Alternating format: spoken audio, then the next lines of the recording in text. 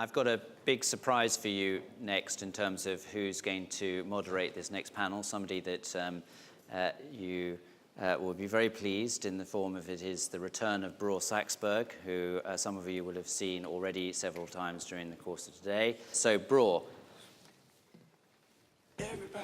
Thank you, sir. Close your eyes.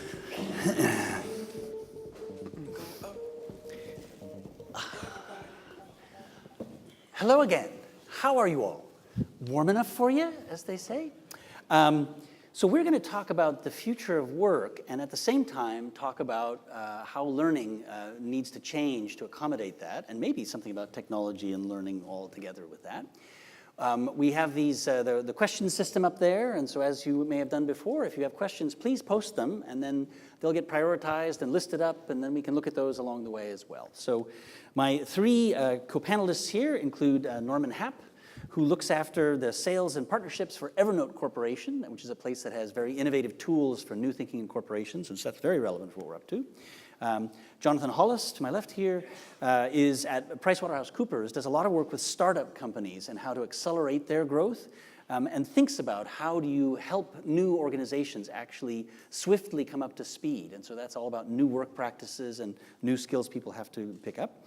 And then last but not least, Neelam Parmar is the director of e-learning at Ashford School. So she's working hard on how should students in school begin to pick up new ideas about work and new skills that they will then need and pull with them into the workplace. And it's not as simple as you might think because of expectations they might have that workplaces aren't going to meet, and vice versa, skills they may need that workplaces expect that maybe we're not doing yet. So I thought I'd start with just a couple of comments, and then we'll kind of run down the line a little bit about, maybe Norman can talk a little about tools, and Jonathan can talk a little bit about practices inside startups and companies, and finally Neelam can talk about, well, what actually goes on inside schools to actually try to catch up and make sure students are ahead of the game rather than not. One of the things to think about with how technology especially is altering the world of work, and we've heard about it all through the day here, at least in these sessions, is the presence of information-rich tools. There are more and more of these AI or robots or other things that are going to be working at least alongside almost everyone. So think about when I was growing up, a car repair studio was, guys in greasy onesies with giant hammers banging on the, the fenders and the carburetors and all that. Well, nowadays, these things are clean rooms. They look like, computer science studios. And most importantly, all the equipment is likely to get carted out every 2 or 3 years. You have to relearn how to repair a car based on all the new equipment and the robotics things that are going in there. So that means a tremendous acceleration in the need to get new skills at all levels of work, Another aspect of this is the metacognitive needs. Suddenly, you cannot simply get good in your 20s and live off that for the rest of your career. You actually have to be ready to keep learning and know how to do that, expect to do that well, and not every learning environment is going to be a good one. You have to take on some of your own design challenges. So that's another piece of this. And then finally, there's an interesting question that's come up a couple of times in the course of the day, which maybe some of you guys can address too. What is the purpose of people at work? What are we good for? And that can cause a moment palpitation there. Well, a venture capitalist, Chris Self in Australia, who contemplated this question, had a nice way of talking about it. He said, one of the things that people will always be able to add value is that we can add meaning to another person's struggles or choices or decisions or stage in life. That, a medical recommendation can come from an AI agent and be statistically personalized and a perfect recommendation, but understanding the consequences of that to the person, to the family, to their recovery, a whole range of things, that's more of a meaningful conversation. So having our students and our employees begin to think a lot more about, are they ready to talk about the meaning of what's happening with customers and each other? Well, that's a whole new set of skills potentially that don't get as much explicit practice and feedback as maybe we need. So with that to start, Perhaps, Norman, would you like to say a few things about tools and what's happening from your side? Sure. I would say that there's three trends that we're keeping an eye on. The first is sort of the evolution of bring your own device, and that ultimately the user is making a lot of the decisions about what are the tools that they're going to practice with in the workplace and what's going to make them most productive. We see this with our children who are using tools in their schools, and they're going to come up with a productivity set that's going to work really great for them. And so I think there's going to be a tension of the tools that companies and institutions dictate versus the tools that the individuals find to make them most productive. The second one is about just this overload of information, and somehow using artificial intelligence to separate the signal from the noise. And I'd say most of us consume about as much information before our second cup of coffee as probably our grandparents did in the course of a month. And so how do you take all of that and contextualize it and somehow turn all this different information into meaning?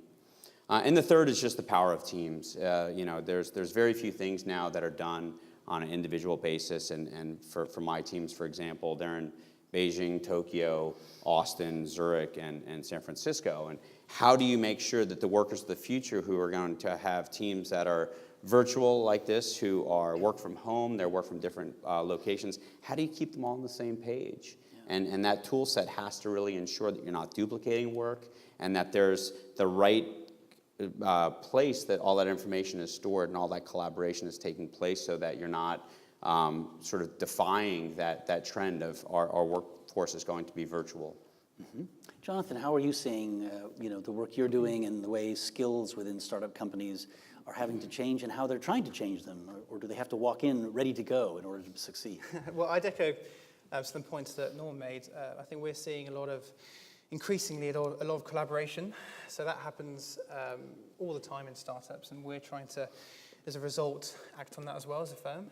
And so we were talking about this earlier. We've just gone Google about 4 months ago from Lotus Notes, and it's been a kind of monumental change for us. We're collaborating across our lines of services, across our team members, and really working a lot more efficiently. Mm-hmm. So I think collaboration, which started, I think, in the innovative startup space, is now moving more towards the corporate agenda. Another interesting, trend has been entrepreneurship. So again, something that started from the startup world.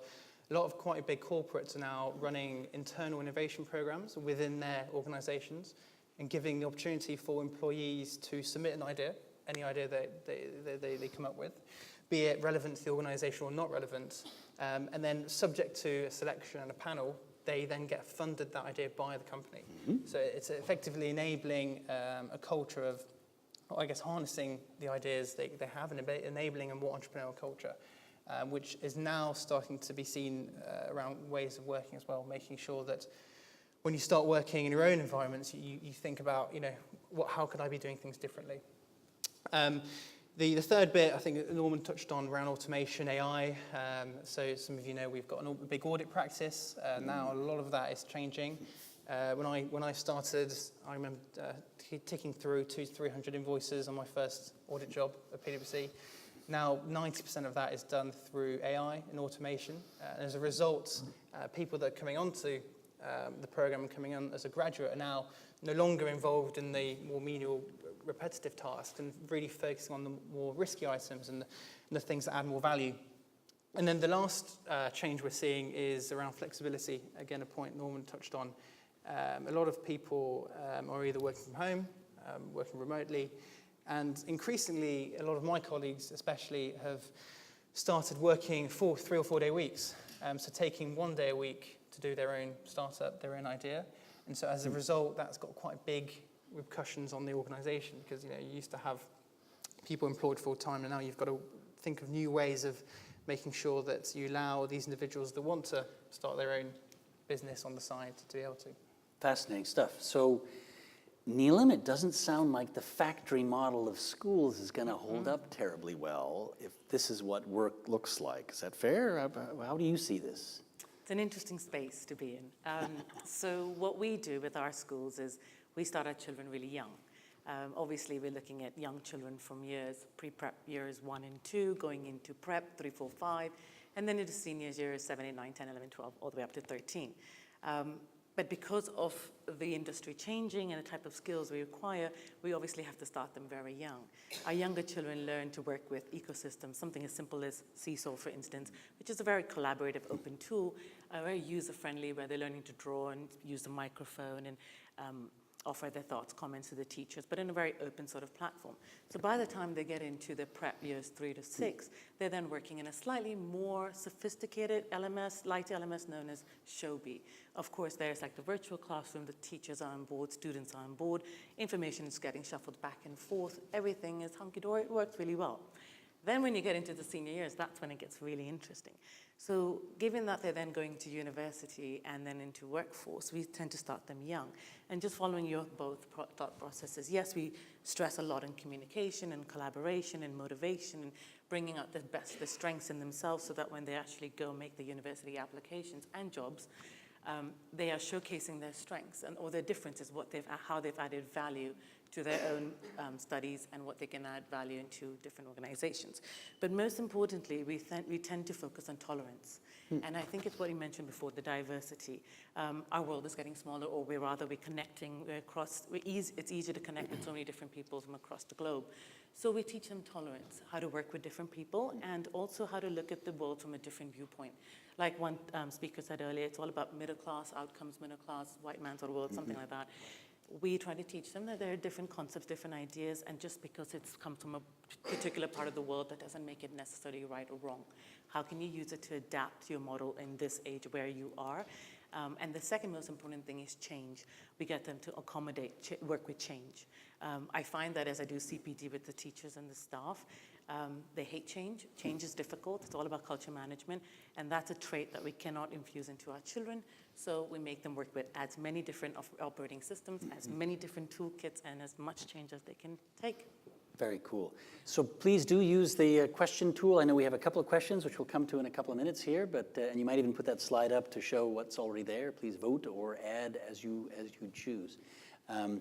So one of the interesting things is, how can technologies even accelerate this process, or does it have to be, human-to-human work in the case of like teamwork and so forth?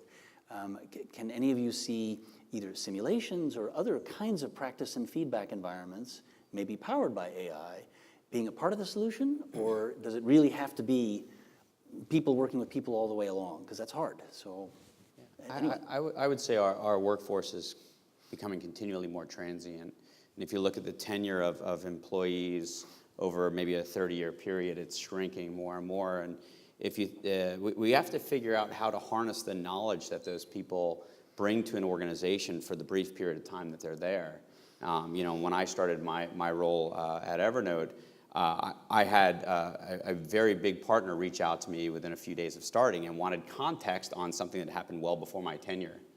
And you need some sort of a repository or some mechanism to surface that information of work that's being done, not just in people in the same role as you who may have predated you, but people all around the company. And so I think the role of AI, the role of having a corpus of knowledge is going to become increasingly important as tenures shrink, as workforces become more diversified, because that's really where the information is. It's, for too many of us, the information's sitting in your inbox. And we all know what happens to your inbox when something goes off of your screen or when you leave a company. That's information that evaporates. And so we have to think about every moment of the day as you creating intellectual property for your company that needs to endure. And I think that's a critical thing that we all need to think about in terms of the tool sets that we're building and choosing. What about, startups and other things? People don't necessarily walk in, especially as adults. As kids, you get a chance to help rebuild from the start. But as adults, they don't walk in necessarily good at playing well with each other. Are there techniques or ways that any of you have seen where you can really efficiently get people to build those skills when they didn't have them before they walked in? How do you make people into good collaborators if that hasn't been true since, they're from 6 years old up? Any thoughts or? I think if you provide them the right incentives, I think if you stop them operating in silos, so traditionally big corporates, you've got all these different P&Ls and everyone's got their own agenda.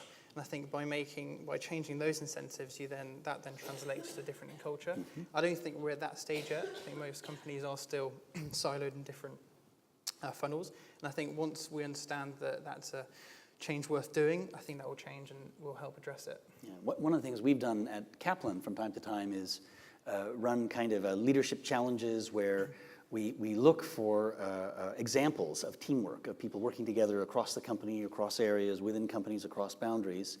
And the CEO then gets a chance to celebrate that through a selection mechanism. And it's a way of trying to get more people incented, as you said, to do these kinds of new skills and so forth. So other thoughts on how to kind of drive this kind of smarter behavior, new behavior? The point about teachers is scary, right? That if the teachers are change resistant, or the equivalent, if the learning and development people in HR groups are change resistant, how do we help everybody break out from this, So maybe I can add to that. Obviously, when you do CPD and change management with teachers, for instance, the theory was you work with the most resistant, bring that person on board, and then the rest will follow anyway because they have that sort of engagement and interest. I found that it's not necessarily so, and it takes a lot longer to accomplish a task. So I decided to reverse that and work with those that are more engaged and those that really wanted to continue with the trend and follow up.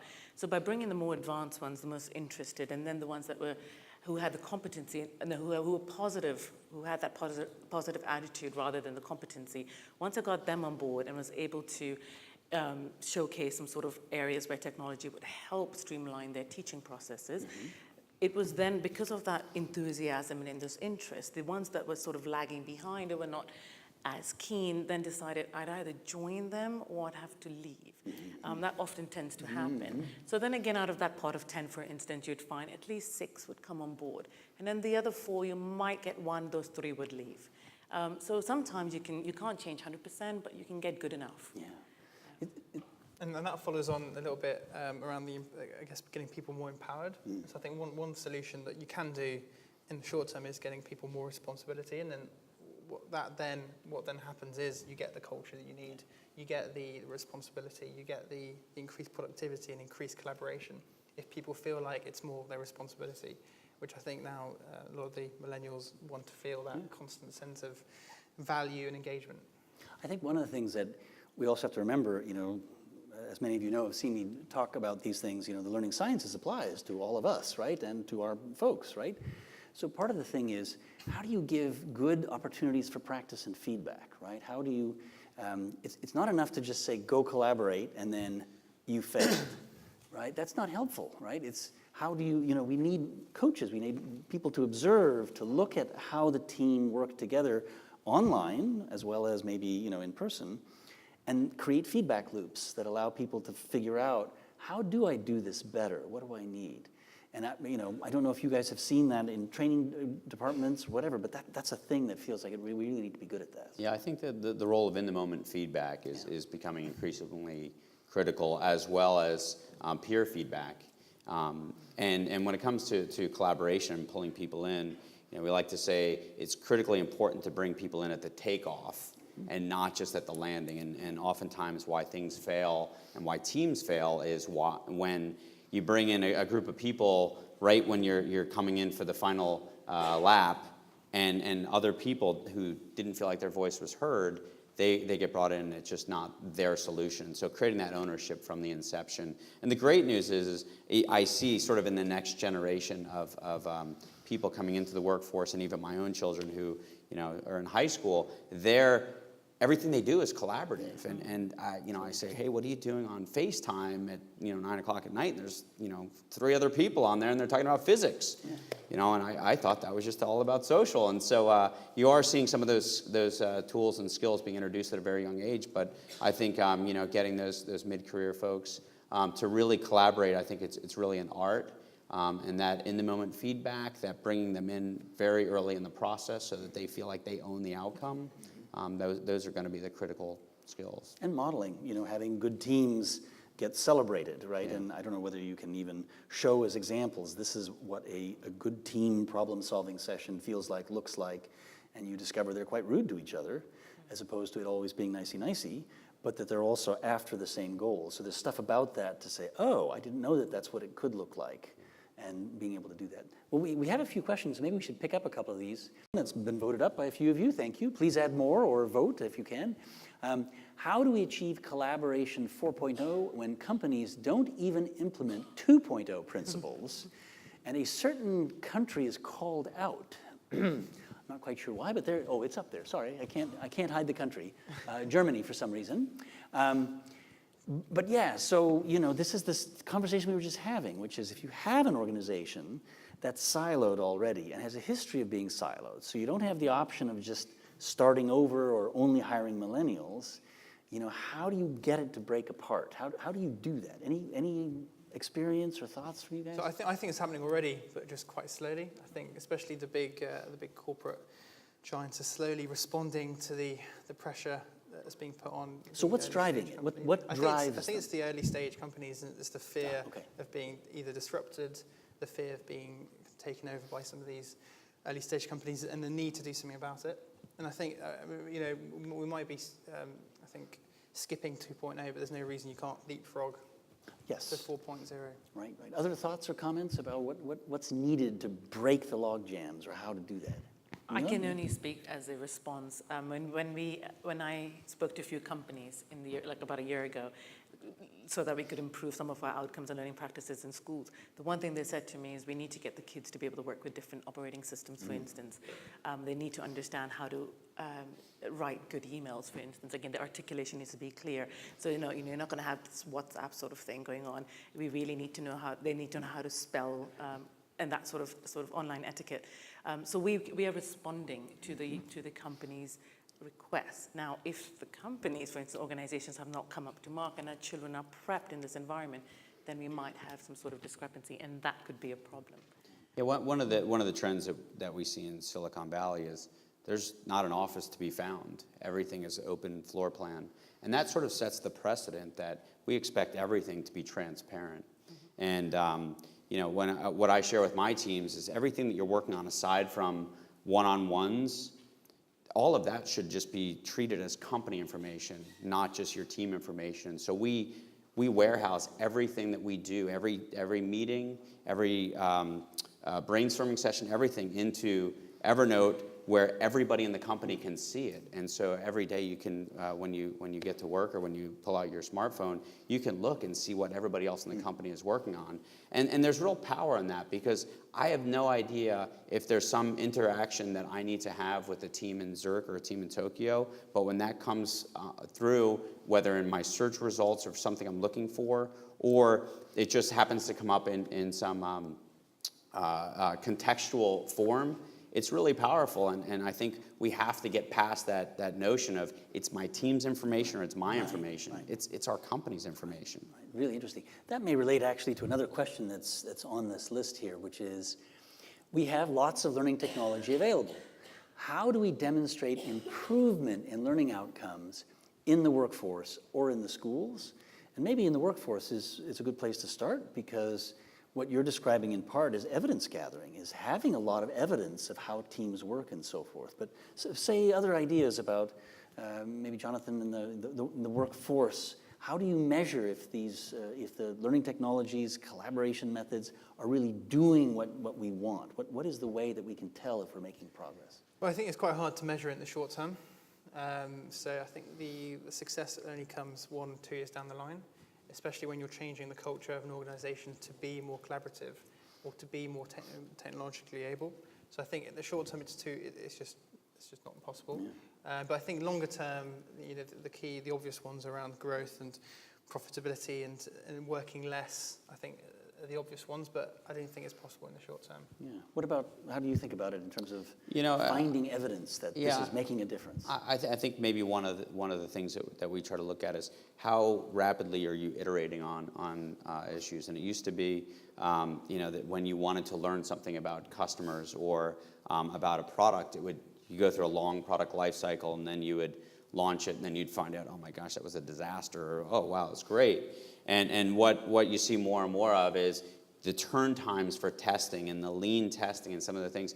Those might be great measures of we're getting information pulled into a team. We're assuming that we're going to be wrong an awful lot of the time, and you get it out in front of customers or out in front of people and quickly get that real-time feedback. So one of the mechanisms might be how quickly are you turning ideas into tests, learning from that, and then and iterating on that. And then, a measure of product failures, right? Bigger product failures as opposed to the miniature ones. You start to see, no, we're getting it right by the time we launch, as opposed to black box until we launch this big thing, which then falls off a cliff. What about in schools? And how do you know if what you're trying to do is really working It's for you? working. So we have this motto that we want our children to learn anywhere, any place, and anyhow. And that's kind of where we're going with all of this. So as long as we can give them their information and their resources and their materials at their fingertips at any time, then we're doing a pretty good job.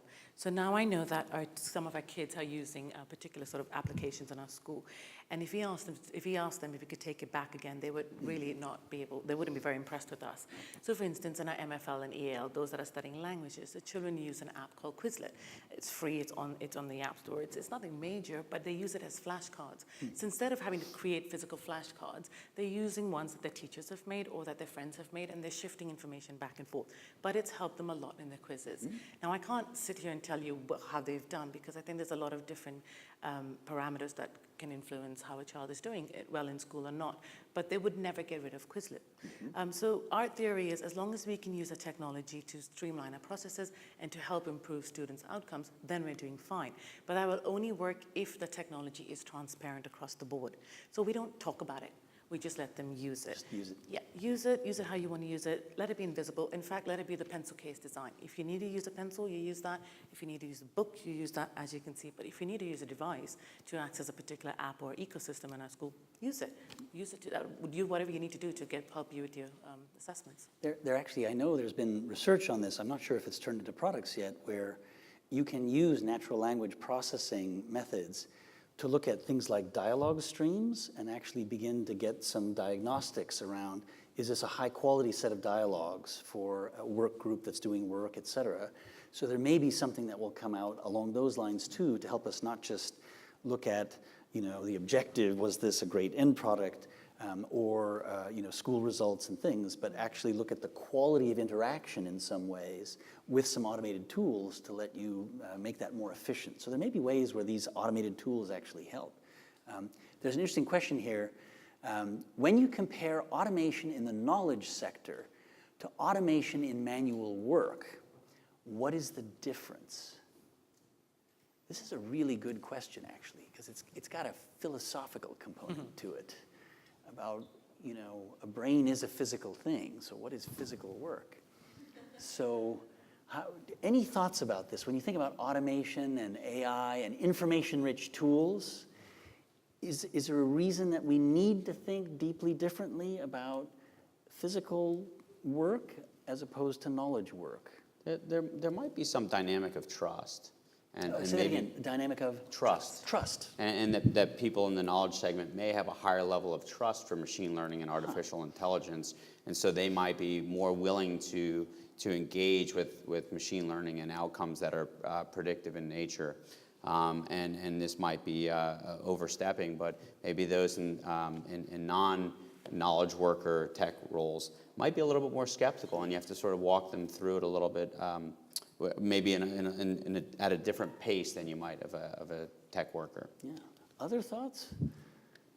I think they're becoming quite similar. I think both becoming merging into one in a way. So I don't think there's so much of a difference. There's more of I guess the two parts of the same coin. Yeah, because you think about, a machinist today versus a metal worker from 50 years ago. It's like the car repair analogy, right? That increasingly, a so-called manual profession needs complex cognitive skills and judgment. And arguably the best performers of manual trades have always had really good judgment. And so there's complex cognitive work underneath all of this in some ways. Another point is, think about a surgeon, right? It used to be, there's a classic stereotype of the jerk surgeon, right? Just keep him away from patients, but he's got hands of gold, right? So that's why we keep him around. Well, in the new world, the hands really will be of gold. They'll be a robot.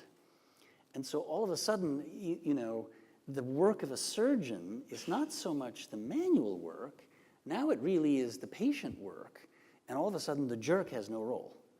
So there's an interesting, evolution that's kind of emerging and a changeover of work to increasingly emphasize those human elements and kind of the thinking elements more so than the strength and that kind of thing. So it's a good, please. May I just say that I've always advocated that the teacher will never be replaced. I mean, I've said this year after year, there is no app to replace a teacher.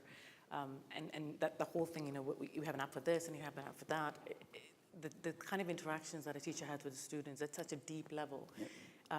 And it's so, like you said, there's not one fixed answer. And even if you processed 100 different types of responses within an AI agent, you can never get that human interaction.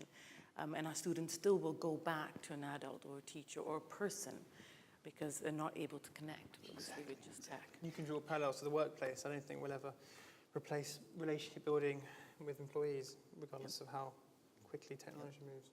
Well, we have come to the end of our time. It was a quick half an hour. Please join me in thanking the panel for their good insights about this.